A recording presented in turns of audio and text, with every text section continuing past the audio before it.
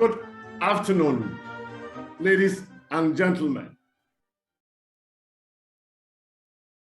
The Institute of Directors Ghana, in collaboration with the International Institute of Risk and Safety Management, presents an exclusive seminar today on the topic Crisis Management, a vital tool for organizational resilience. And I believe very much that you would all agree with me that in these times that we find ourselves, definitely we need a vital tool for organizational resilience in terms of crisis management. My name is Fred Aite, the Chief Executive Officer of the Institute of Directors Ghana. Before I go through the program outline, I will crave the indulgence of our Vice President, Lady Reverend Mrs. Angela Carmen-Appiah, to give us an opening prayer. Thank you. Thank you very much, Mr. Aite. Shall we pray? Our Heavenly Father, we thank you for your goodness to us. We thank you for your faithfulness. We know all through our lives there have been challenges. As children of this earth and as sojourners, we go through challenges. But we know in your mercies, you always provide grace for us to overcome. Today we have come once again to study, to appreciate, to learn how to overcome some of these challenges as we impact our worlds. We ask that you will grace our presence here today and cause us not only to be hearers only, but doers of those things which we hear. We thank you for answered prayer. In Jesus' name, amen. Thank you so very much, Lady Reverend. Very much appreciated.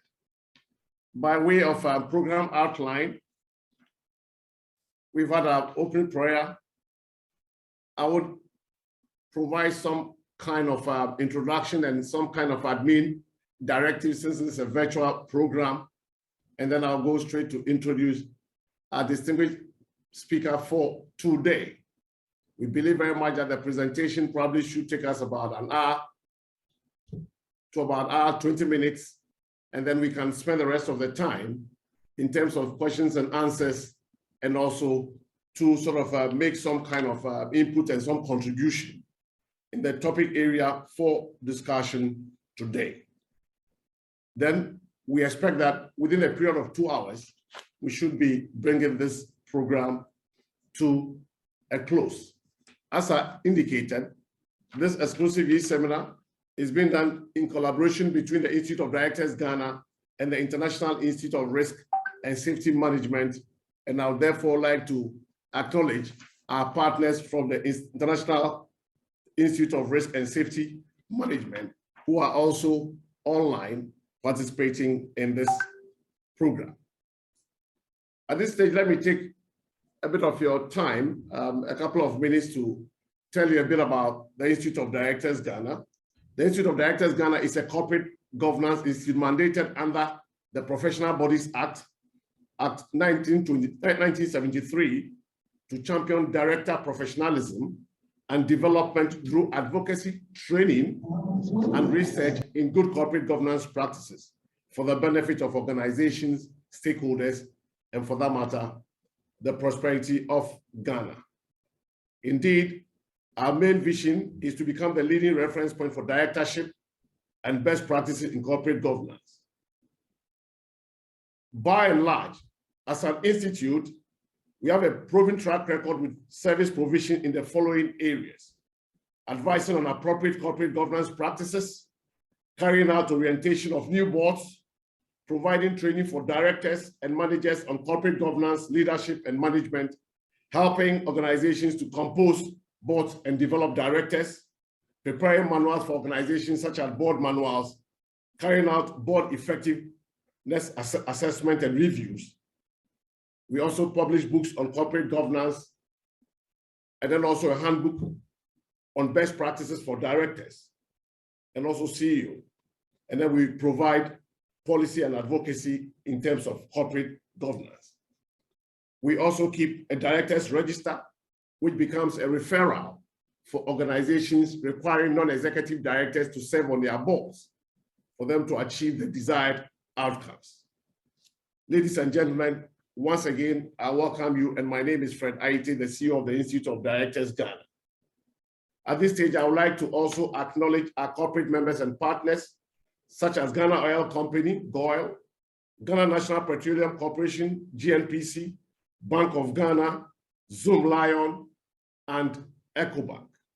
Thank you so very much, and we are happy to have you all on this program. Please, may I indulge you to provide some admin directives briefly. Because it's a Zoom program, it's a virtual program, would crave your indulgence to please manage your microphones. You keep them mute whilst the presenter or the main speaker is presenting. And please, if you have got some comments, you can put a comment in the chat box. Of one reason or the other, if there's a need for you to speak and you are being asked to speak, you then unmute your mic. Kindly manage your video cameras as well, just to make sure that your cameras are looking in the right places and that the public also are looking in areas that you want them to look. So please also be mindful of your video cameras. Please, you use the reaction buttons for anything that you want to sort of communicate in terms of this virtual program. As I've indicated in terms of the program outline, there will be time for Q&A. And so please prepare your questions, prepare your contribution, and when we get to the Q&A session, we will then do that justice to that. Ladies and gentlemen, there is a technical team backing this program, and that you see on the screen telephone numbers that in case you may be having some challenge, you could call the numbers or send WhatsApp to the numbers, and then I believe very much that you will receive assistance. Again, I welcome council members of the Institute of Directors, Ghana, and I also welcome council members of the International Institute of Risk and Safety Management. You are all welcome. Ladies and gentlemen, at this stage, I would like to introduce our main speaker for today. He is Mr. Stephen Harris. Steve is a value-driven senior global leader and manager currently responsible for the operational health, safety, environment, and security for multinational engineering consultancy in oil, gas, nuclear, renewables, road, and rail industry. Having started his career in the security industry, specializing in high-risk environment, Stephen moved on to energy sector where he has worked all over the world for various drilling contractors, service companies, and operators. Stephen has his global footprint in about 30 or so organizations. And I can assure you that we are going to be having a very exciting, and we'll be sharpening ourselves with Steve at the helm of today's program. Stephen is a fellow of the International Institute of Risk and Safety Management and a chartered practitioner with the Institutional of Occupational Safety and Health, with a master's degree in health, safety, and risk management, and a part-time lecturer for Robert Gordon University. Stephen specializes in all aspects of crisis management and human performance. Ladies and gentlemen, at this stage, I yield to Steve Harris. Steve, we are ready for you. Thank you so very much. And let me start by saying thank you, Fred, and thank you to everyone in the Institute of Directors, Ghana. Thank you to my home organization, the International Institute of Risk and Safety Management.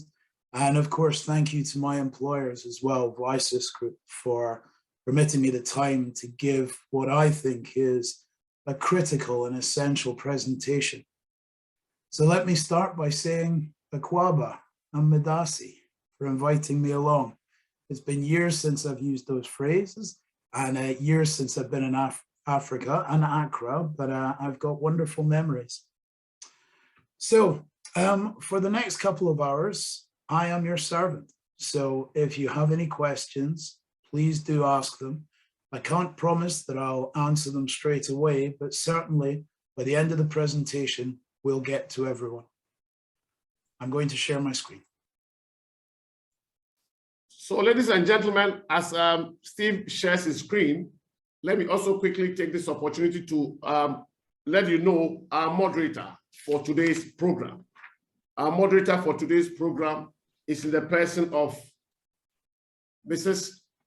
Reverend Angela Kamenapia, who is also the Vice President of the Institute. So at this stage, I believe my work is done, and I will hand over to Lady Reverend Mrs. Angela Kamenapia as our good friend, Mr. Stephen Harris, loads his slides. Madam Lady Reverend, please, I hand over to you. Thank you so very much for the opportunity. Thank you. Thank you very much, Mr. Aite. So once again, you're very welcome to another soul sharpening exercise. We are hoping to have a good time. Without wasting much time, shall we hear from our presenter, and then we will have a session to interact. Thank you very much. Thank you, Angela. Can I just check that my screen is visible? Very visible. Excellent, excellent. Okay, so I'm here today to talk about crisis management and to discuss what a vital tool it is for organizational resilience. What to do during the presentation is start with an introduction where we will go over our aims and objectives.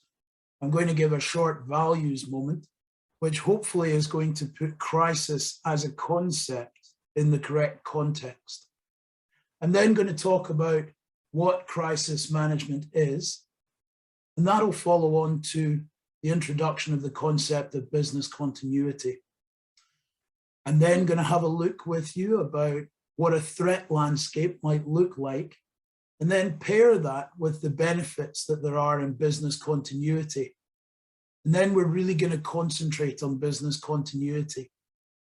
We're going to talk about the Deming cycle, which is to plan, do, check, and act, and how that framework can help us really found and establish a good business continuity management system.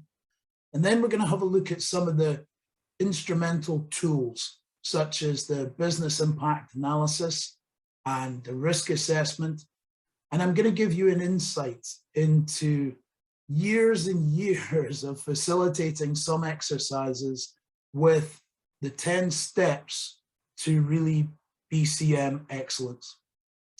Then we're going to touch on some common pitfalls in implementing a business continuity system. And then we're going to have a look at some of the key principles that are essential.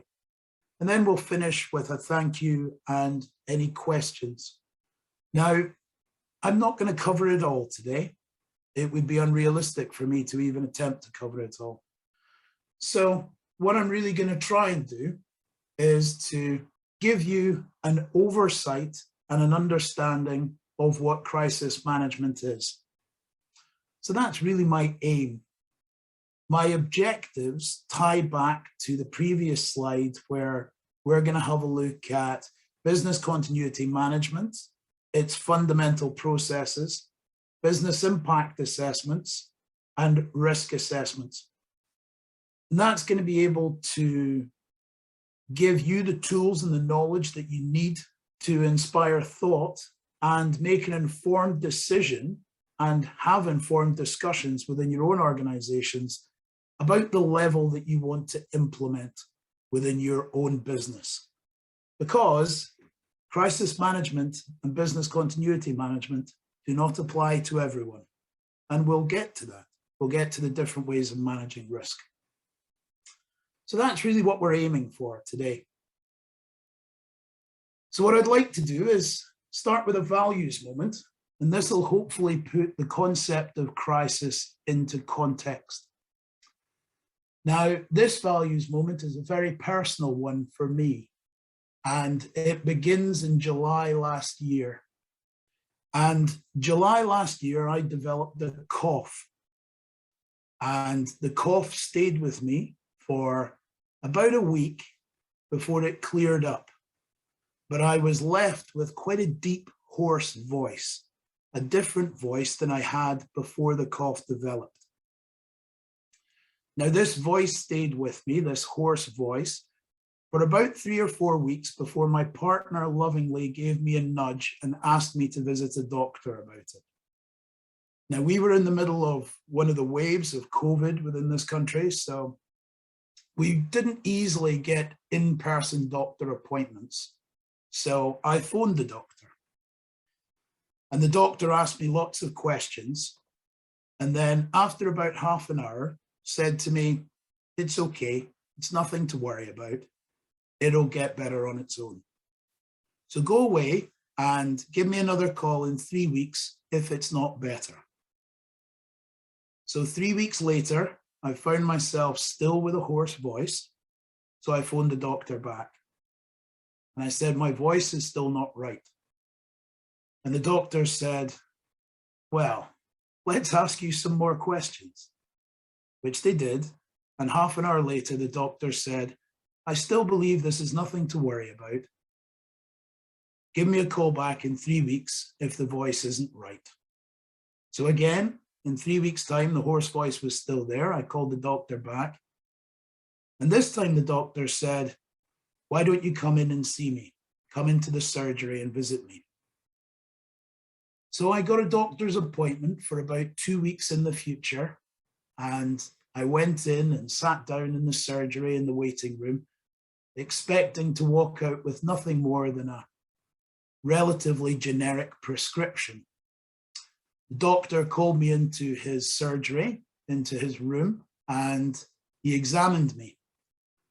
And whilst he was examining me and asking me questions, he grew more concerned.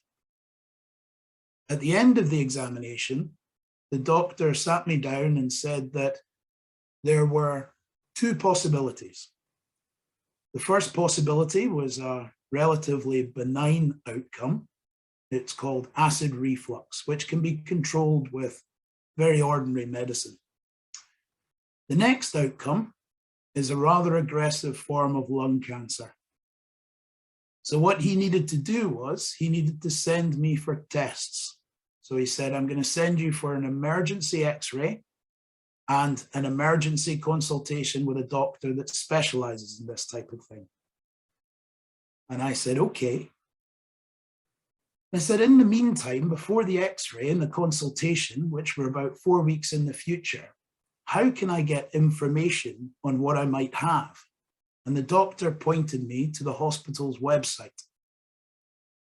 So I left the surgery and I thanked the doctor, and I got back in the car and I opened my phone and I went to that website. And that website said that people with the type of lung cancer the doctor suspected I had, only around and about 5% of them survived for more than a year. So I thought, well, the outcome is not looking good. So before now and my tests, I need to make sure that my affairs are in order. So I visited a lawyer and I made sure that my will was okay. And I visited my life insurance partner and I made sure my life insurance was okay. And I visited my human resource department from Vices Group and I made sure that they were aligned with the possible outcome. And everybody was in place. 4 weeks later, I went for an X-ray and then went to see what they call a consultant, which is a specialist in lung cancer. And I'm relieved to say the consultant said that I didn't actually have lung cancer and there was no evidence of it whatsoever. So as you can imagine, that was very relieving. However, the reason that I've told this story at this point is because it demonstrates crisis management or business continuity management. At my age, in my life, I have an increasing possibility of contracting certain conditions medically. I'm not unfit. I'm a very fit person, a very active person. But we all know that as we get older, we get more vulnerable. And what I had put in place was a very good life insurance policy, a very good will, and I'd made sure that the human resources department within my organization, even before I talked to them, were fit for purpose in terms of taking care of me and my family's medical concerns. what I'd done is I'd practiced the principles of business continuity management. I'd planned for the worst. I'd put contingencies in place. Contingencies that in this case I may have had to have enacted, but fortunately enough, that wasn't necessary. So that story in itself gives you a little bit of an overview, a little bit of an insight into what we talk about when we talk about crisis management.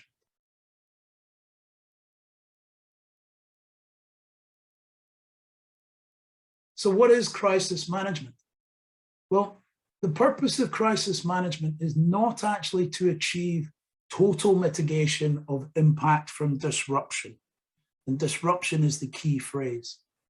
But it is to understand and support the type and amount of impact an organization is willing to accept from a disruption. For me, it's about turning crisis reaction into crisis management. Now, once we know and understand the type of disruption and we know how much that we're willing to accept, we can then start to develop a business continuity system that is correctly sized for the organizational need. And that's essential as well. The business continuity system has to be commensurate for your organizational need. And within your organizational need is your appetite and your tolerance for risk. And we'll get to that later. Many organizations will at some point experience a business disruption. In today's world, we can list business disruptions. And organizations need to be able to think dynamically about the changing threat landscape and have plans that mitigate the potential impacts. So if we go back to my values moment about my medical scare, there was no way for me to totally mitigate or impact the disruption that the medical diagnosis could have given me. But I had contingencies in place so that it was certainly minimized for my loved ones and those that I'd leave behind. So what is business continuity management? Well, business continuity management is about identifying those parts of your organization that you simply cannot afford to lose, those that are critical for your day-to-day activities. And this is such as information, stock, premises, staff, and explaining and planning how to maintain these if an incident does occur. So any incident, whether it's natural, accidental, deliberate, can cause major disruption to your organization. But if you plan now, rather than waiting for it to happen, you'll be able to get back to business quicker than your competitors. Now, an example of this that I often give is I used to travel to major energy firms and major drilling contractors. And I used to love going to oil rigs and talking to the OIM, the offshore installation manager, who is the primary person in charge on an oil rig, and saying, I'd like to run a drill. And invariably it was a man, and he'd say, okay, great. Are you going to tell me what the drill is? And I'd say, no, I'm not. No, but I'd like the drill to happen at 7 o'clock tonight. And usually what had happen is the OIM would secretly tell all the key people on his oil rig that the inspector, which is me, is going to hold a drill at 7 p.m. tonight. So get ready. We're ready for anything. And then at about 6:55, once everybody was in place by the OIM, and he didn't think that I knew, I'd take the OIM down to his cabin and say, sir, you're effectively dead. You're not going to join this drill.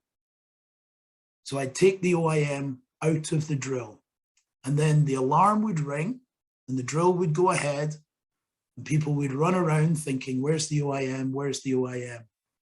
Until the hierarchy reorganized themselves in order to cover for the OIM and effectively manage business continuity on that rig. And that is business continuity, taking out the key parts of your business so that you can continue. Now, delays, well, they could mean you lose valuable business, or that your market and customers lose confidence in you through a reputational damage. But as much as this sounds terrible and it sounds like it must be a very complex process in order to bring yourself resilience and protection, it's actually much, much simpler than you might think. And to implement business continuity practices, good practices, only really need to consider 4 questions. What are your key products and services? What are the critical activities and resources that you require to continue to deliver your product or service?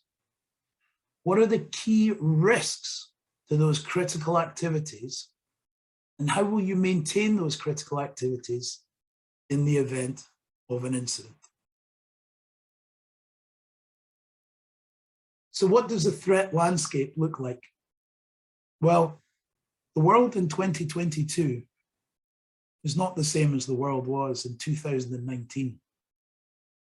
The only constant that we have in 2022 is change. And that is very apparent on the threat landscape as well. So it's always good to get a recognized framework that can scan your threat landscape. And I like to use pestle analysis with another couple of aspects, but that's something we can talk about at the end. And what pestle does is it looks at the political climate of the area that you're going to be operating in. It looks at the economic climate. It looks at the social climate, which is rapidly evolving.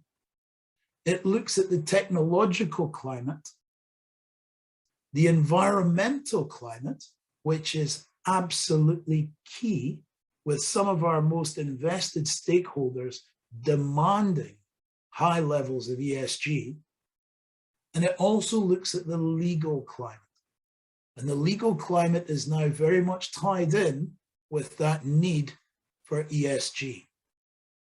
So when we have a look at a pestle analysis, it gives us a relatively broad look at our threat landscape. Now, nobody has a crystal ball. Nobody's expecting anyone to have a crystal ball.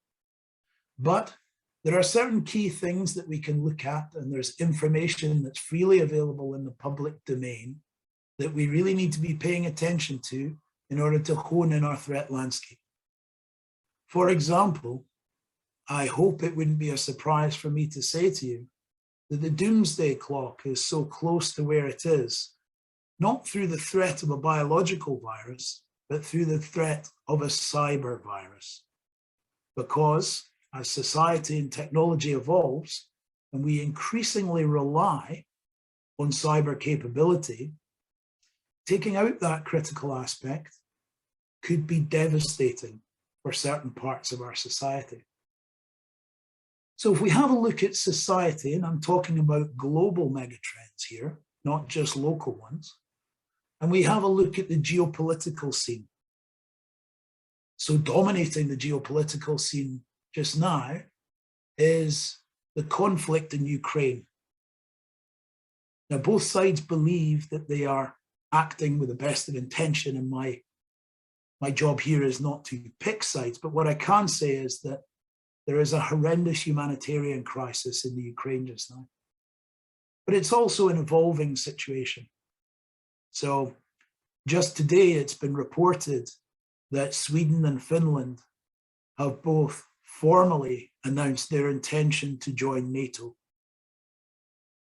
Vladimir Putin, since 1997, has seen a slow encroachment of NATO to his borders. And I believe Finland shares a border with Russia that is in excess of 800 miles long. On top of this, the West is supplying weapons to Ukraine.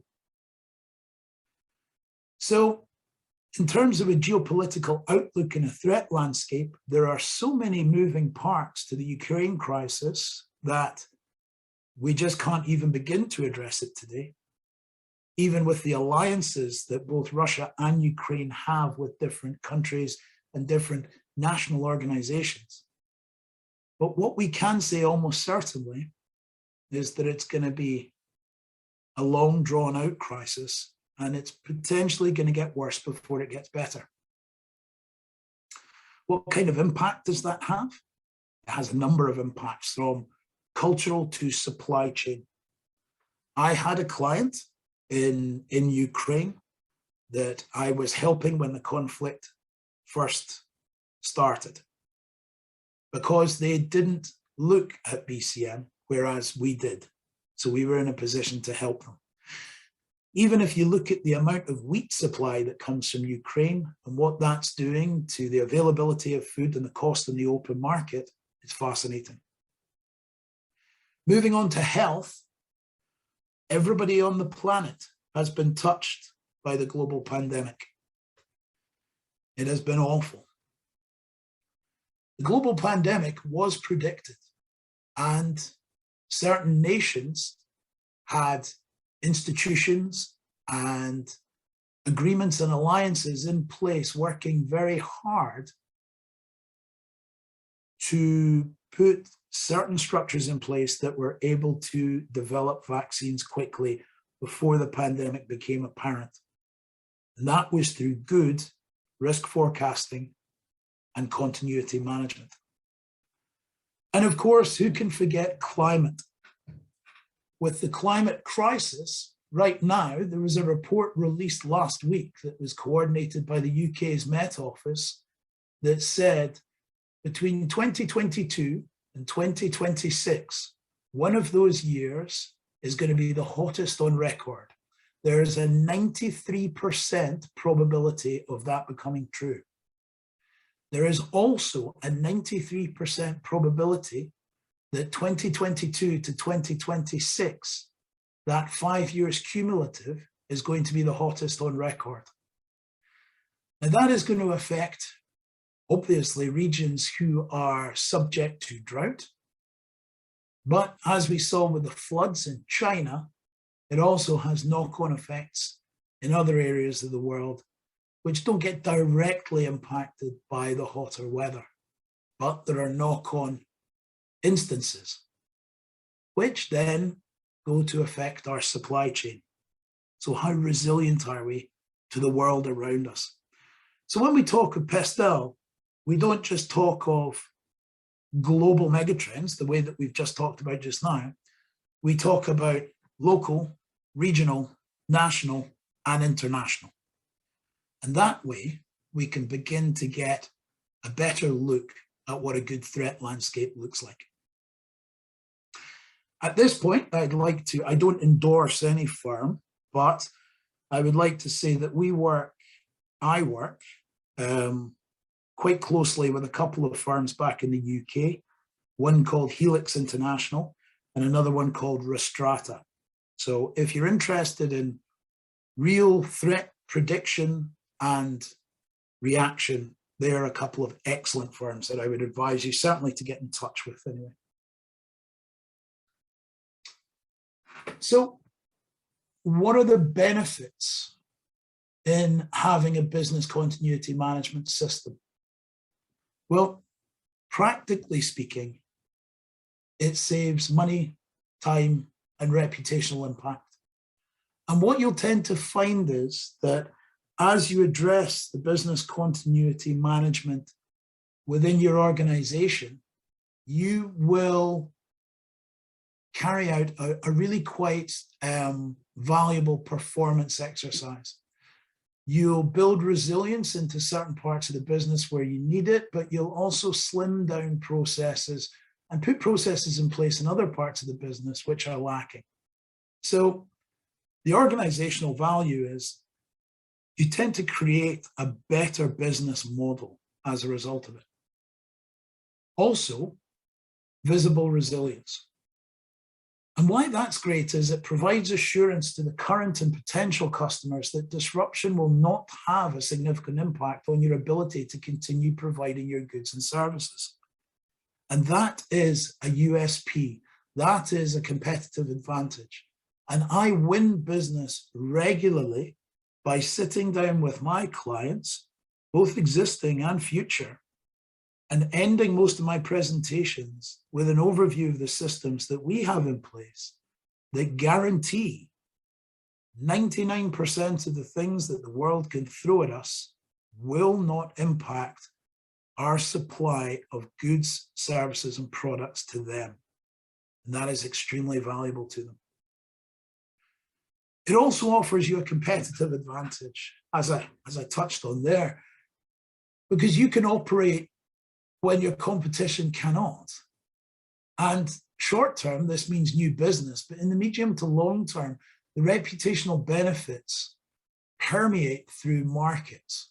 They permeate to critical stakeholders such as security services, such as regulators, such as legislators. And you start to harness the reputation of being a safe pair of hands. Before working for Voices Group, I was a senior manager within the energy division of Lloyd's Register. And Lloyd's Register did this to a fine art. Lloyd's Register are globally the safe pair of hands. It also provides peace of mind because the future is uncertain. And a business continuity management system gives an organization confidence that it can move forward if a disruption occurs. And this peace of mind spans from everyone from personnel operations teams to board membership. Now, I understand that my esteemed attendees at this presentation are all very senior in your positions. And I also understand that you're not wholly motivated by money. You're motivated, I would hope, by doing the right thing. And this was especially pertinent coming to present at a meeting that began with a prayer. I thought that was exceptional. So the peace of mind is not just the peace of mind that you will be making profit, but the peace of mind is the peace of mind that you can give your people continued employment, but you can also manage the risk that they might be subject to as low as reasonably practicable. Now, that does not mean that you're going to take all the risk away. It just means that you've seen the hazard, you've thought about it, you put systems in place to make sure that they're not unduly in danger. So what's involved in a business continuity management system? So certainly within the UK, and as I've said, I operate internationally, but an awful lot of my systems are based in the UK. In terms of business continuity, we've moved away from a traditional model to land more on what they call the Deming cycle, which is the plan, do, check, act, closed loop system. I know an awful lot of your organizations are certified to ISO 9001, 2015, and so you'll be very, very familiar with this. And if you're not, then it's an area of study that should be quite short, but you will benefit from. And what the plan, do, check, act, closed loop system does is it ensures the learning from do and check stages inform the act and the plan stages. In theory, it's cyclical, and this is exactly how you get onto the cycle of continuous improvement. Plan, do, check, act, plan, do, check, act, plan, do, check, act. So the plan is all about the needs of interested parties. The do is all about the needs of interested parties, but the check is all about that continuity of business. And then the act is the business continuity requirements and the expectations. So if we talk about the plan, so really what we're looking for in the plan is to understand the external context and the needs of our interested parties. So our interested parties are our employees, they are our board, they are the public, They are our contractors, our service providers, our entire supply chain, our legislators and our regulators are all interested parties. So we need to understand the external context and the needs in relation to our business of those interested parties. We then rate those needs in terms of risks and opportunity, because there is opportunity within risk. And it's a very common mistake to think that risk is always going to result in negative outcomes. It's all about stacking the cards in your favor so that risk can end with a positive outcome. And then we establish the objectives and resources required. So if you look at the image that's on the top left-hand side of your screen, then I call this the crisis onion. That's a Steve Harris original, but I like the analogy. And what you get with the crisis onion is you get the different layers. Now you can see the bright red in the middle. The bright red in the middle is what you would think is your absolute critical processes, the ones that must continue no matter what. And then you come out to another shade of red and it gets lighter and lighter and lighter. And you can see each of the blue arrows, which are your disruption events, are able to penetrate your business to different levels, different layers of the crisis onion. But what your job is in terms of business continuity management is to make sure that those blue arrows can never get down to the red. So you need to determine the needs and rationale for your business continuity plans. So you have to define what that red center is. And that means what is important to continue. And your rationale, obviously, then also asks, well, why is it important? And of course, whom is it important to? And then, what level of disruption can we actually accept? Because like I said before, it's not about the complete removal of the disruption. It's about embracing and mitigating that disruption. The do part of the plan, this is when you're implementing what has been planned. So that can be anything from a new business continuity management system down to very simple and small process changes. I would estimate out of every 10 clients that I see that want me to come along and assess their business continuity management, I recommend small process changes to at least 3 or 4.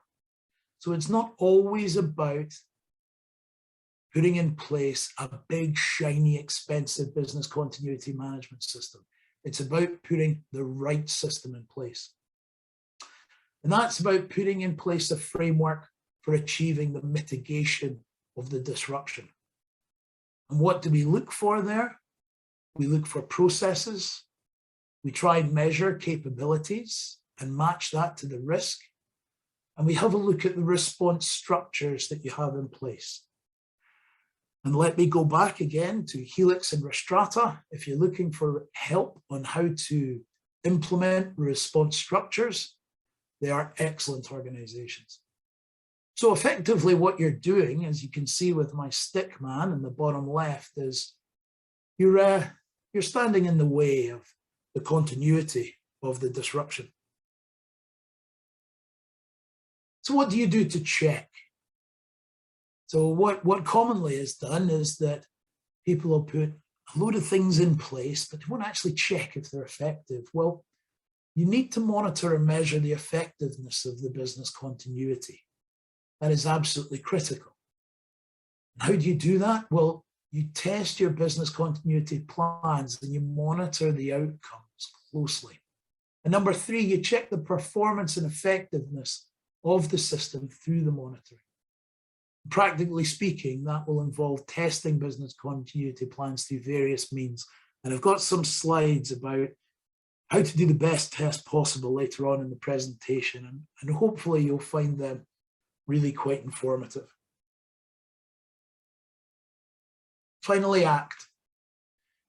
You act based on your monitoring, based on your measuring, and based on other drivers for action.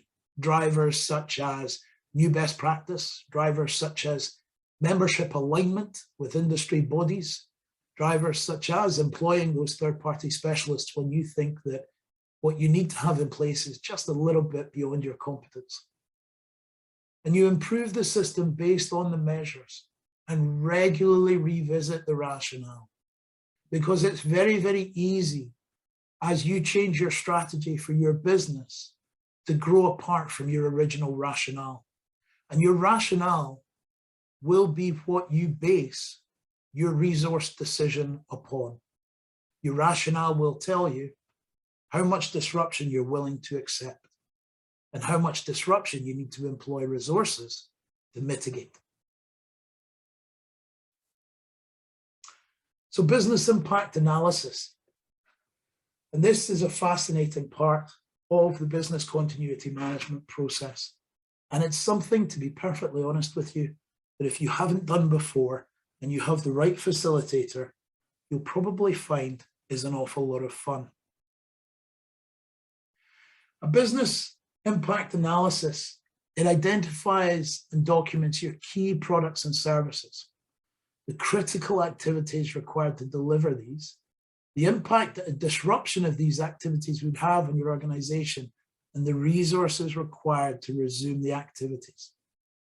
This is not a process that takes days and days to complete. When it's done right, it is short, sharp, simple. So in terms of people, questions that you should be asking yourself is, what are the optimum number of staff that you require to carry out your critical activities? How many can you afford to lose? What's the minimum staffing level with which you could provide some sort of service to satisfy those key stakeholders? And what skills and level of expertise is required to undertake these activities? In terms of premises, what locations do your organization's critical activities operate from? Something that's very common in the UK, unfortunately, is fire damage. And I've found numerous clients in the past who have had no contingency if they lose their primary premises. I'm now advising clients to completely go virtual and have their IT systems, etc., based in the cloud and not based in any physical premises. So in terms of premises loss, what alternative premises do you have? Now, we've all got, everyone throughout the world has got used to working from home at times. Actually, how efficient are we from home? And have you carried out any emergency exercises from home? What plant machinery and other facilities are essential to carry out your critical activities? And a simple BCM process in terms of plant and activity could be a generator that you place a deluge system around. That could be the entirety of your BCM, and that could be appropriate. So technology, what IT is essential to carry out your critical activities, and what systems and means of voice and data communication are required to carry out your critical activities. Again, as examples within the UK, I've always advised senior leadership teams and crisis response teams to have landlines, operational landlines within their homes in case the mobile phone network goes down. And out of 10 clients, I would say only 2 or 3 of them have ever had this in place. But again, let me remind you what I started with. The threat to the world right now, and the reason that the doomsday clock is so close to where it is through cyber virus, not biological virus. Information. What information is essential to carry out your critical activities, and how is this information stored? Suppliers and partners. So who are your priority suppliers and partners whom you depend on to undertake your critical activities? And do you tender key services out to another organization. If you do tender key services out to other organizations, then your business continuity management can only ever be as good as their business continuity management. So that's something that you need to think about in terms of your quality assurance, how you manage that contract, but also in terms of quality control, how you check that contract. And do you have any reciprocal agreements and arrangements with other organizations? And that speaks to my previous point in terms of QA and QC to manage your business continuity. So how do we do a business impact assessment? Well, step number one is that we list our key products and services, and the organization provides which, if disrupted, would have the greatest impact. And we don't do this on a point in time, we do this on a number of points in time. So what we'll do is we list the key products and services and what the impact will be after 24 hours, after 24 to 48 hours, after 1 week, after 1 month, and so on. This creates a far more informed decision later in the process. Step two, you can now identify the length of time that you can manage a disruption to each of your key products and services without actually threatening your viability. One of your key products and services may only actually be supplied every 6 months, and the most likely disruption event may only last for 3 months. So that in itself needs to be plugged into the risk equation. Step number three is to set the point in time at which each of your key products and services would need to be resumed in the event of a disruption. Again, I take that back to my example. So perhaps this time it's not something that is supplied every 6 months. This time it's supplied every 6 weeks, which means you really need to be up and running and on your feet again in 4.5 weeks in order to have a contingency to continue to supply that product and service. So you should now document all the critical activities that are required to deliver your key products and services. And then quantify the resources required to maintain the critical activities at the acceptable level. So that is your people, your premises, your technology, your information, and your supplies. And this business impact assessment is absolutely key to feed into your risk assessment. And your risk assessment is a fascinating process. So in the context of business continuity, the risk assessment looks at the likelihood and the impact of a variety of risks that could cause a business interruption. By assessing these, you'll be able to prioritize your risk reduction activities. No matter where you are in the world, your government has vast departments that do this day in, day out, scanning the horizon. In terms of our organization, our first step is to assess the risk from the loss of staff, systems, utilities, premises, those essential components to our outputs. After that, you list the likelihood. Then you list what you currently have in place to prevent and reduce the likelihood before listing what the arrangements that you would like to have in place to prevent or reduce the likelihood. And then you assign a likelihood score to each risk. Now, this is where it becomes very interesting. So step 5, you now have a likelihood score to each risk. Step 6 is where you're using the risk matrix to plot the likelihood identified in step 5 against the impact that was identified in the business impact assessment. And this is where it all comes together. And you can see the matrix at the bottom, which is very obviously modeled on an Eisenhower matrix, where you can find high impact and low likelihood events. So that would be the likes of BP Macondo event happening in the energy industry again. It's exceptionally high impact, but with all the verification activities and all the regulation that we have worldwide in terms of oil and gas, it's a relatively low likelihood.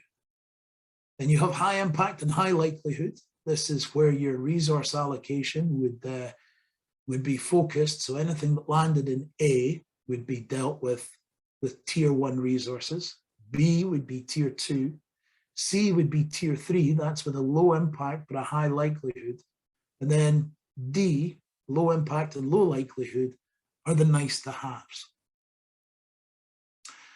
And then you get into the interesting conversations on step 7. And that's where you rank the risk and decide whether you actually want to treat the risk, which is use the business continuity management system in order to reduce disruption by ensuring the activity continues and recovers. Or you can simply tolerate the risk. It's a 2% chance of something happening. Do I want to spend an awful lot of money and an awful lot of resources in addressing that? Well, probably not. Transfer the risk. For some risks, the best response may be insurance or simply contract arrangements. Or do I simply want to terminate, suspend, and move out of the area? So, for example, if I went back to the Ukraine crisis and I was operating on the Ukrainian-Russian border, would I continue to operate there? Could I treat the risk? Could I tolerate the risk? Could I transfer the risk? Realistically, no, I couldn't, so I'd terminate. I'd suspend, I'd terminate my service. I would enact my business continuity management, and what I would do would go to a contingency location that was away from the high hazard. So in terms of risk, we treat, tolerate, transfer, or terminate. So practicing to win. And the key to business continuity management, and the key to continuous improvement, and the key to the Deming cycle is to put in place really good exercises and drills. And I was delighted to talk to my partner yesterday when she described the exercise and drill that happened in her organization.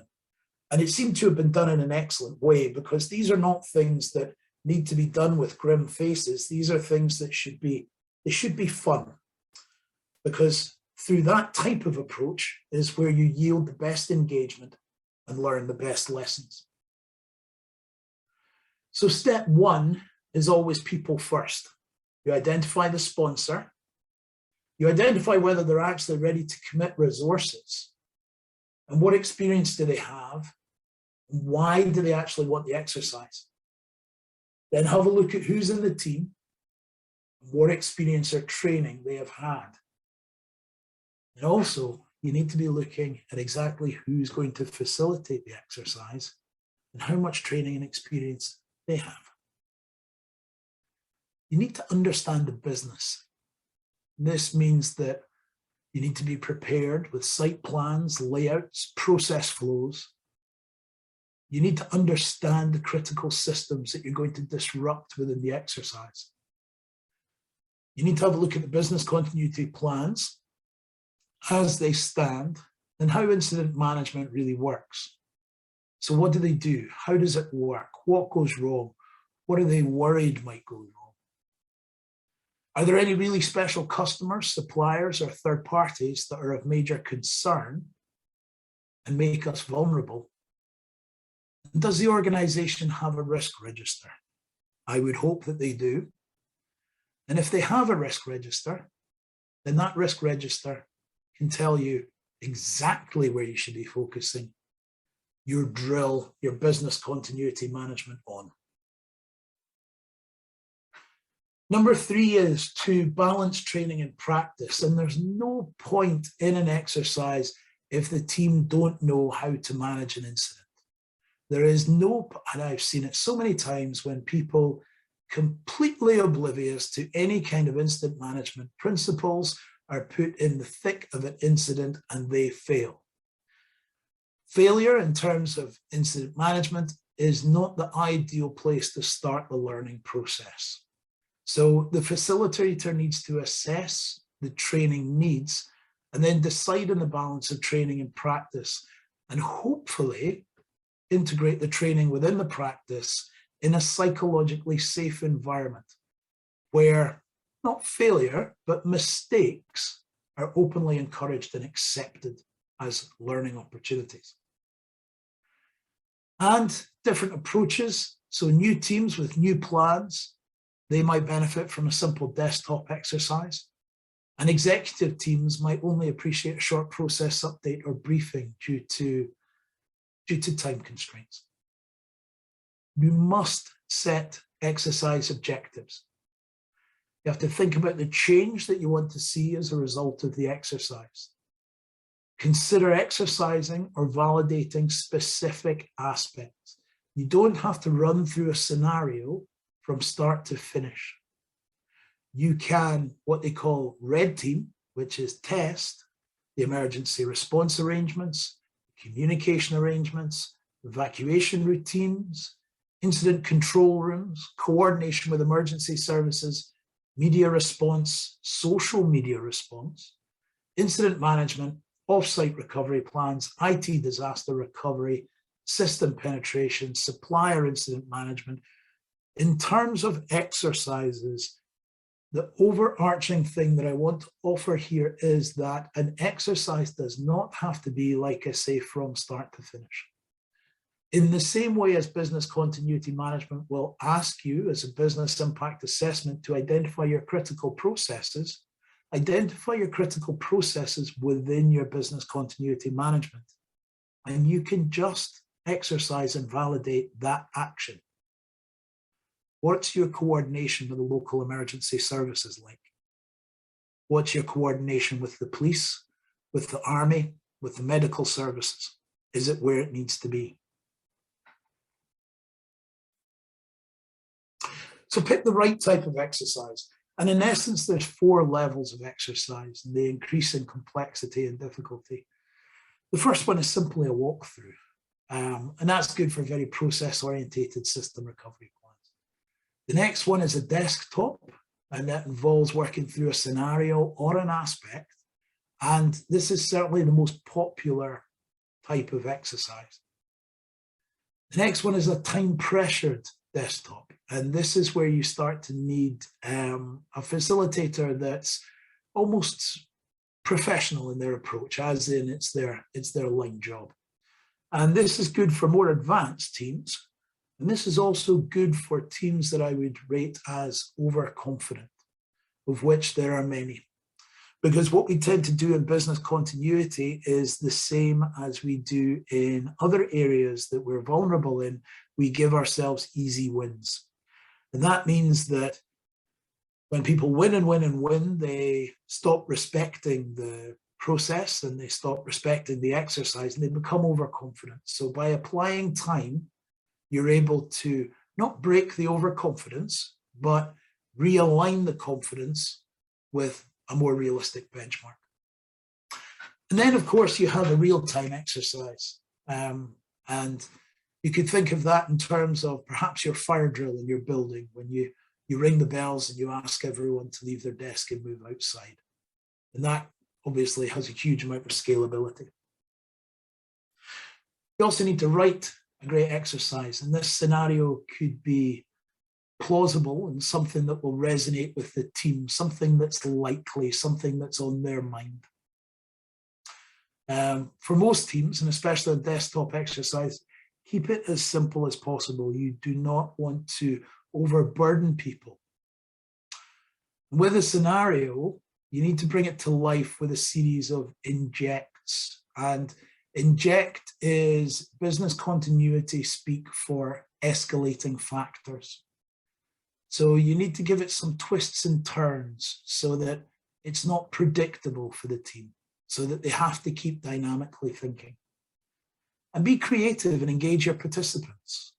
I've mocked up everything from Twitter feeds when we talked about social media exercises down to fake front pages of newspapers, just to, again, keep it interesting and really bring it to life. In a world that I was in before oil and gas and energy, we used to do exercises where we'd have medics come along and make very, very realistic injuries on people so that we could become almost inoculated to really quite uncomfortable situations. So try and be creative and engage your participants as much as possible. They'll thank you for it, and the information retention will be far, far better. Do the admin. It's not exciting, but it's essential. Fix a date. Have the sponsor send out the invitation and ensure that you have the right people attend. If you don't have a functional quorum, then your exercise can actually detract from your business continuity management integrity. Keep the scenario and the injects, the escalation factors, secret. Make them a surprise and set the expectation for a participant, and also coach any new players so that they know what to expect in terms of the process. So who the primary character is and what we're looking to protect, and also how to engage. And don't call people to a meeting when you're going to spend the first 10, 15, 20 minutes trying to get your WebEx, your video cameras to work. Have people turn up to the incident control room with a couple of bottles of water, some light snacks, all the communications are working, there's clear aims and objectives, and you're ready to get down to business. Because as much as I've said throughout this presentation that it should always be done in a fun and friendly atmosphere, ultimately it has to be professional. You're looking to add value through this exercise. And of course, run a great exercise. Run through the introductions, run through the roles of the participations, and set the ground rules. Share the objectives and end the exercise with an after action review. Some of you may know that as a hot debrief. And note down what went well, what do we need to work on, or what could we perhaps even do differently. And then, in order to close the loop, set up the next exercise. Set it up at the end of your current exercise, because people will be invigorated and they will be excited. So ask for ideas for the next exercise. What needs to be covered, who should attend, and when it should be scheduled. With a captive audience, generally you get some good ideas. And take action. There's a danger with business continuity or disaster recovery that everyone sees value, but nothing actually changes afterwards. It's something that's wonderful and exciting and great fun to do, but unless it's put down in an action register and followed through, then it has very little value. So it's very important to document the action agreed along with the owners and along with due dates, and have buy-in from your senior management, your senior leadership team. I'm delighted to say that I've got an awful lot of CEOs and MDs and COOs and C-suite characters on this call. It is your responsibility to make sure that the actions are carried through.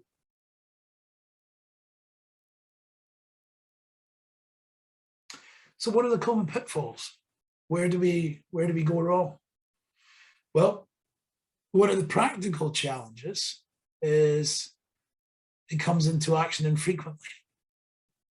Now, what we need to do is we need to balance the risk against the frequency of the exercise. So whilst quality management systems are implemented into a company's day-to-day operation, business continuity symptoms are only fully brought into action when a disruption occurs. It was one of the common conversations that I used to have when I used to travel to an awful lot of oil rigs of, I don't know why we need to maintain our lifeboats so often. And it doesn't become clear why you need to maintain a lifeboat until you need a lifeboat. And then it becomes very clear. So a lifeboat's obviously an essential piece of equipment. The severity and consequence of not having one is huge if a low likelihood impact, a low likelihood event happens. So you need to think about the events that are hazards and risks to your business and match that commensurately with the resources and the frequency of your drills. So there needs to be a greater emphasis on correct business continuity plan testing or drills, retaining organizational capabilities to support business continuity management, and reviews of processes and the rationale to ensure relevance. And let me make a couple of points here. So in the second bullet point, it talks about retaining organizational capabilities to support business continuity management.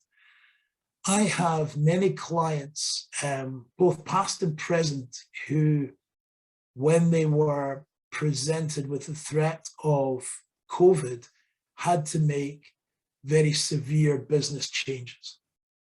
They had to change their model, and they had to do it quickly in order to survive.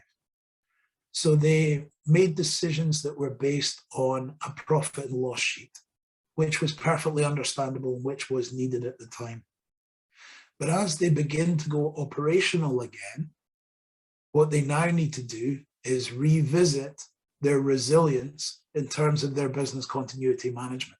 So do we have our key personnel in place when we're launching into operations? Or was that job function made redundant during the pandemic?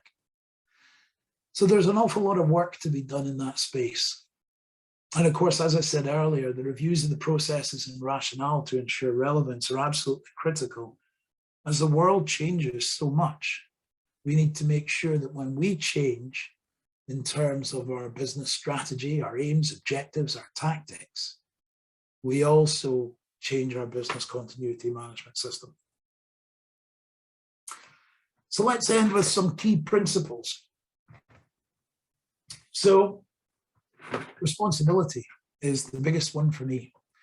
And that senior management and the board of directors are responsible for business continuity. And this must be understood, it must be accepted, and it must be contractually written into the relevant documentation. Business continuity must be an integral part of risk management. In the event of a disruption, absence of responsibilities, authorities, and rules can be fatal for personnel and terminal for a business. Now, fatal for personnel, terminal for a business, can be hedged against contingencies that take anything from as little as 1 hour a month to practice and maintain. So clear objectives. An organization should have a clear business continuity objectives that reflect the nature of their activities and their impact on stakeholders. And this supports the prioritization and resource allocation to the business continuity process. These objectives should clearly define the expected continuity levels and also the expected continuity timings. The impact and the risk evaluation and the business continuity standard is different in that it focuses on the what if. And of course, communication, and communication also includes culture in this context. So organizations should include how and when they communicate within the organizations and with customers and interested parties. And that takes in before an event, during an event, and after an event. Communication is key. And of course, testing. Business continuity management system has to be periodically tested in order to evaluate its effectiveness. It cannot be something, and again, I go back to the oil industry in this, because the oil industry is undoubtedly the best and the worst industry that I've worked in. And I'm very fortunate to have a current role which takes me into nuclear and renewables and wind and everything. But in terms of safety cases, I can't tell you how many oil rigs I've been to which have a beautiful safety case, which is a justification that this oil rig can operate within that area of the world because they're able to manage risk appropriately. And there's visible dust on top of it. because it's never referenced. So we must test and test and test so that we know that our arrangements are effective. So in summary, we need to understand the organization. We need to determine a BCM strategy. We need to develop and implement that BCM response, and we need to exercise and maintain and review. And that's how we get on the 9001 circle of continuous improvement. It's the plan, the do, the check, and the act. The reason we do that is because of my crisis onion on the right-hand side, that we know the blue arrows are going to come and get us. There are certain things that we cannot change. I wish more than anything else in the world that diplomatic processes could bring the Ukraine conflict to an end tomorrow or today, right now. But I can't control that. So I know there are outcomes. I know there are things that I can't control. But what I can control is my organizational response to those blue arrows. And so I can enact business continuity management. So, ladies and gentlemen, that brings me to a close. It was a very high level summary with a little bit of granularity as well, so that you could hopefully go away and implement some of these things yourself. So at the start, I said that I wanted to be able to inspire thought and really arm you with informed discussion on crisis management and run over things like business continuity management, business impact assessment, risk assessment. And I think we've done that with this long presentation. So I'm going to hand back to Angela just now. And if anyone has any questions, then I'm really, I'd be happy to take them. Thank you very much, Mr. Steve Harris. It has been indeed a very insightful session. It hasn't been unusually long. The silence, I believe, is a silence of and ahs. And so at this time, when we're going to have an interaction, we are going to explore. And the way to do this is for me to read from the chat spaces and also to allow those who would like to speak to speak. So I'll be engaging the participants. Interestingly, I'd like to start with the crisis onion. I've been reflecting on the crisis onion. For most women who cook, one of the main ingredients is onion. And as much as we love onions, we know it has an ability to also cause our eyes to tear. It can smart. So just as we know the blue arrows are coming for us, we want to trust in the internal capacity of the redness in the onion. How red is it? Ladies and gentlemen, let's have your questions. I know your silence is an indication that you are reflecting. I am wondering how we juxtapose all of this with our climate, our culture as Africans. Do we control everything? Do we leave things to chance? Let's have your consent. You may speak, unmute yourself and ask your question, or you can also type in the chat box. I'll read for you. Okay, so there's Adelaide. Adelaide, please go for it. Thank you, Mr. Harris, for those nuggets. Please, is there a difference between BCM and enterprise risk management? Thank you very much for the question, Adelaide. And I can say fundamentally, no, the principles are the same. So enterprise risk management and business continuity management are parallel systems. Okay, thank you. Thank you. Thank you very much, Adelaide. So Mr. Ivi's question, in setting up objectives for BCP, can one use just scope and purpose, or his question is incomplete? So I'll give him some more time to complete it. Thank you. Mr. Ivi, I'll read your question once it's complete. unless Mr. Harris can make do with this. No problem at all. So every single objective should be perfect, or precise objectives need to be set. Mm. I was just about to say precise objectives are always going to be better. Peter Drucker, who was an incredible management consultant, always said that you can't manage what you can't measure.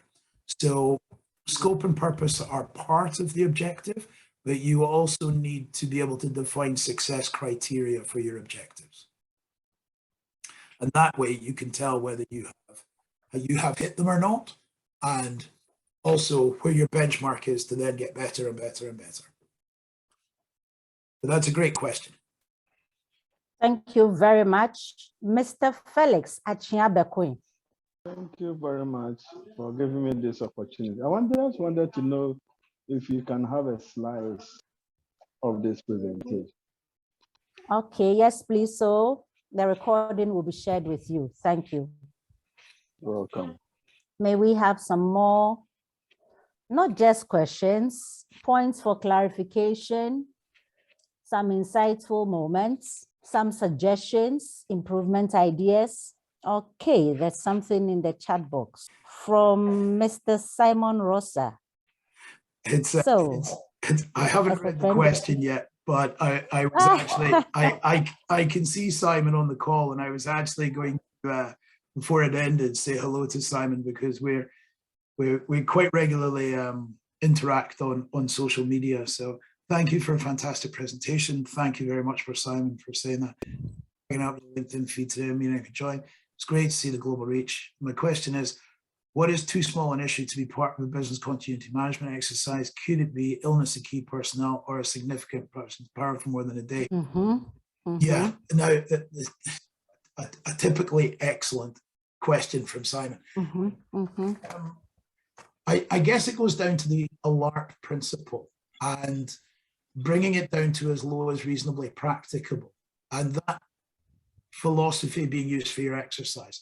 So would I exercise against something that is, again, it goes back to the Eisenhower matrix, low impact and low probability? No, I wouldn't. No, I would exercise against a high impact, high probability, high impact, low probability, low probability, high impact. Those three areas. So that's kind of what I meant. But you said, could it be the illness of key personnel? Definitely, that is critical, especially in a world of COVID. So there are a number of organizations that I've talked to over the last 5-6 years that there is someone within that organization who is an information and a competence silo. And if I wanted to really hurt that organization, that's the person that I would remove. And so when you're saying, could it be the illness of key personnel? Definitely. What's the contingency for that key personnel? Do they have a delegate of authority? And then what then happens, the delegate of authority's roles and responsibilities when they're covering for the key personnel that's off? Because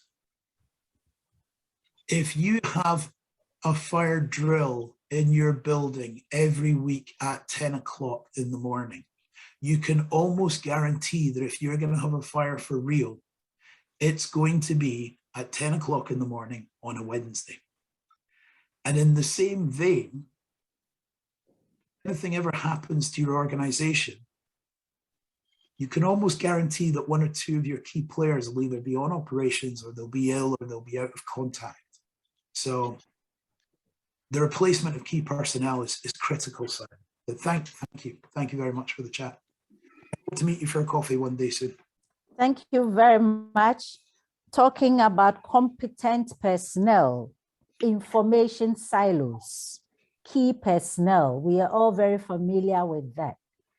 And interestingly, in our culture, we get to have people who are not willing to even delegate.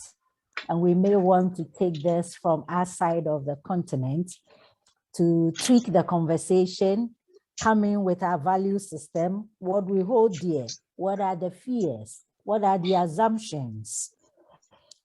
Before we do that, let me read this question from Mr. Ivy. His second question is, what is the role of CMT, Crisis Management Team, in BCMS or BCP? Again, that's a great question.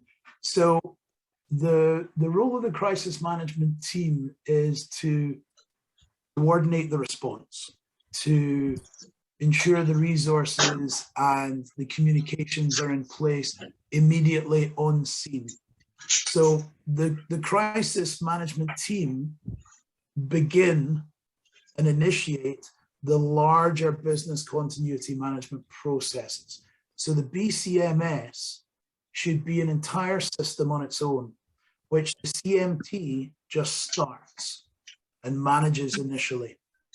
And then after that, your contingencies to make sure that your anomalies thrown up by the flattened, that's all about business continuity management system. But the CMT are they're the ones that coordinate the initial response. Thank you very much. Engineer Ben Richard Enieje, let's hear from you. Hi, Steve. Hi, Ben. Yeah, this is Ben, IIRSM Ghana. You are very welcome to Ghana. Medasi. Hey, I like that. Yeah, I think it is often said that word from afar enriches the marrows of the bone. And so is your talk this afternoon. It indeed has enriched the marrows of our bones. I'd like to pick your brain on this. The COVID has virtually forced all organizations today to put crisis management plans in place during the crisis. Can I pick your brain on how these organizations can maintain the momentum and build on the gains during the crisis, the crisis period, that is the COVID period, when these systems have been put in place? How can we maintain these gains and improve on them? Yeah, so I think the most important tool in that aspirational continuous improvement is your risk register, and having someone who is competent enough to be able to see where the risks are and update them so that you know exactly what your key stakeholders are expecting and looking for from you. Because the only reason that we're in business is because we satisfy our stakeholders. That's it. If we're not satisfying our stakeholders, we don't get business. So we have to have a look at the risks and the opportunities and the changing appetite of our key stakeholders. Once we understand that, then we can reverse engineer it down to having our business processes that are in place to satisfy those needs and wants. So it's all about the risk register and identifying those key needs and wants from your stakeholders. Stakeholders being suppliers, contractors, employees, regulators, and any kind of government interface you have, especially if you're doing any business with the likes of police, armed forces, that type of thing. It's a great question. It's a great. Thank you. You and I think you've just asked the question that an entire 3-year MBA tries to answer. So, well done. Thank you, Steve. Thank you very much, Engineer Ben Enieje. Mr. Harris, engineer happens to sit on the council of the Institute of Directors Ghana. That is for information sharing, just in Brilliant. case. So it's not surprising he's asking MBA level questions. No, Thank not you at very all. much. It's a pleasure to speak to Ben. It's a pleasure to speak to everyone. I think we've got a Okay, wonderful okay. group here. Okay, also on the call is Mr. Stanley Hove, who happens to be the consultant for the African Corporate Governance Network. Just so that when you get another master's level questions coming in, you can appreciate who they are coming from. Excellent. Thank you. May we have some more questions, points for clarifications? Well, I would say, whilst we're waiting for the questions to come in, that as I said earlier, Simon and I are quite active on LinkedIn. If anyone wants to link up with me and send me questions that come to you tonight or tomorrow or whenever, you're more than welcome. I know fundamentally it's my idea. I want to add value, and I'm sure that's the same with the Institute of Directors, and I know it's the same with IIRSM. But I see we've got another question there.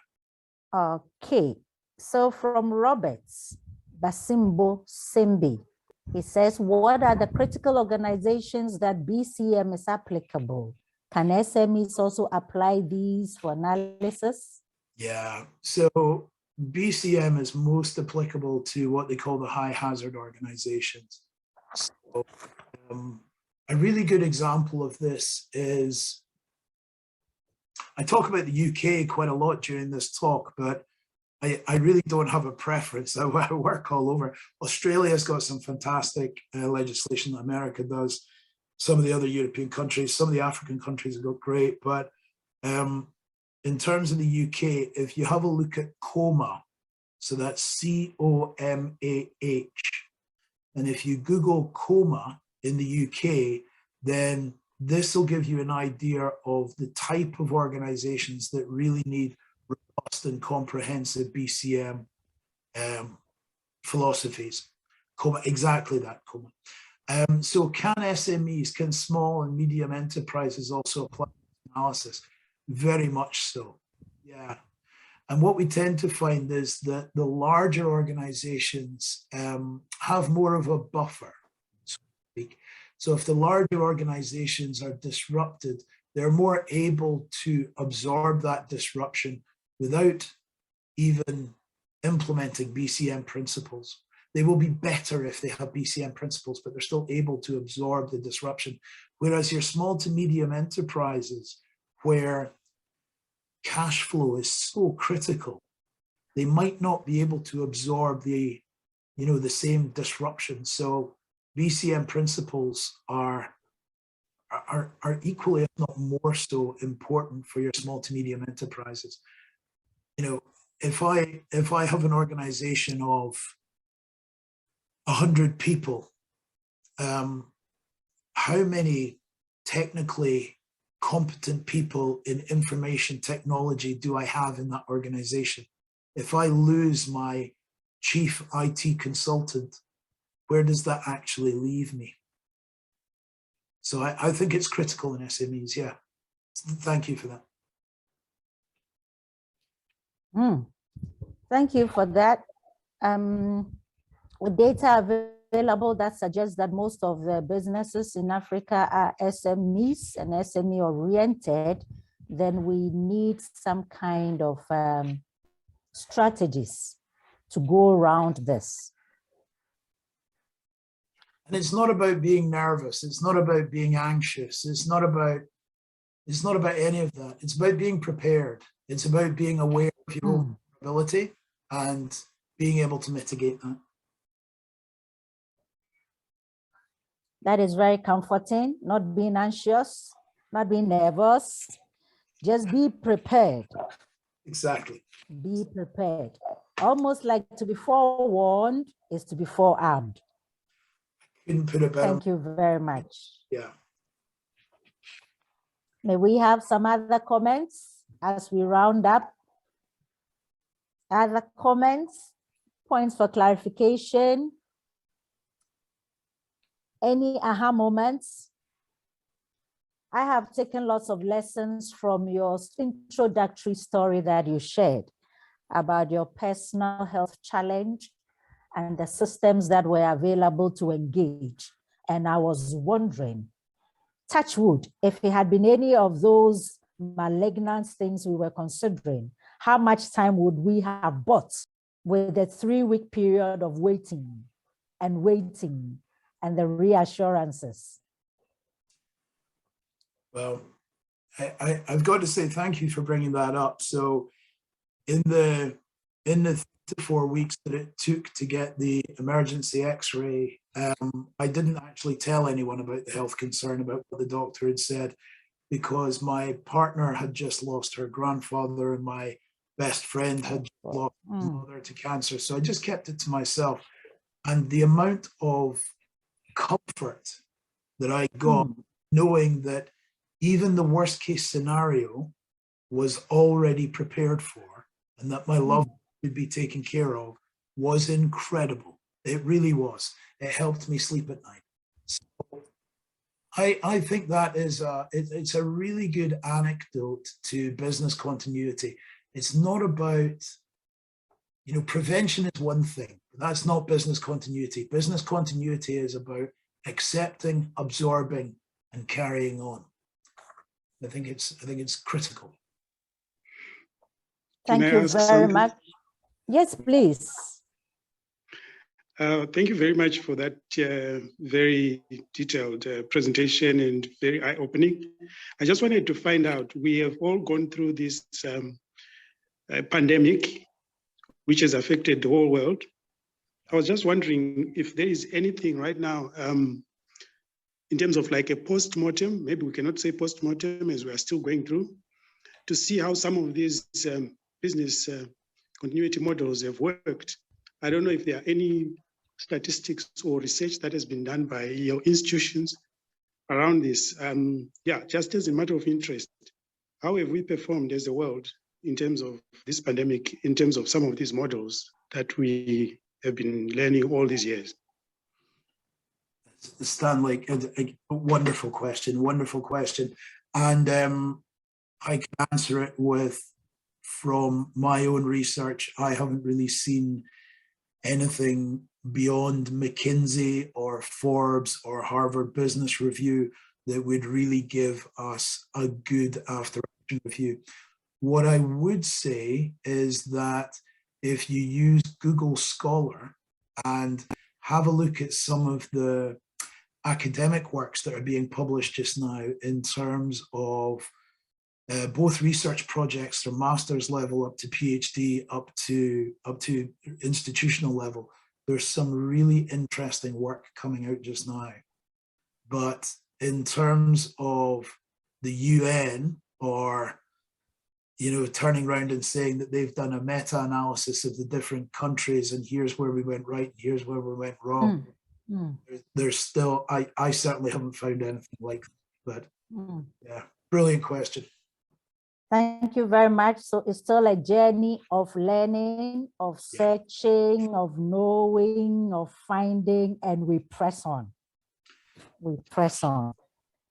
The really interesting part, and I'm not familiar with Ghana in this instance, is the cultural and leadership role played in the pandemic.